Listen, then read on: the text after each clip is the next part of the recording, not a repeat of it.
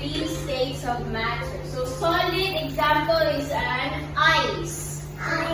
Yes, the ice. So it is solid. It's hard. Solid. Very good. Again, what is this? Solid. And what is this? Ice. Yes, ice. Very good. Solid ice. Next, it's a liquid. So liquid is your water. Yes, you drink water, so water is liquid. Liquid water. Very good. Again, what is this? Liquid water. Good job. Next, we have gas. Yes, gas is the air. That one is gas.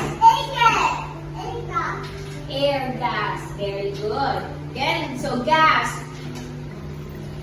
Yes, that one is gas. One more time, what is this? Yes, gas. Air. One more time, solid. Ice. Very good. Liquid. Good job. Gas. Air. Gas, air. Good job. And what is that? Solid, liquid, or gas?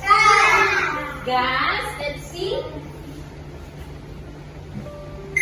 Yes. Good job. Okay. What we drink? What is water? Solid, liquid, or gas? Liquid.